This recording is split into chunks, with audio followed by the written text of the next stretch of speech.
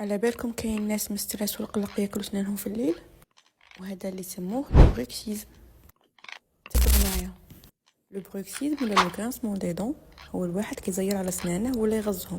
هاد الشيء جينيرالمون يكون عند الناس اللي عندها ستريس، القلق، الزعاف، وين يخلي الاسنان تاعو كاع ينتقلوا، وين تكون لاوتور تاعهم مش كيما الاسنان العاديه، ويولي راسه يضره بسبب دي دولور في لارتيكولاسيون طومبورو مانديبولير. تكون عنده تاني حساسيه الاسنان. لا بلوبار دي كا هادشي يكون سون فار اتونسيون.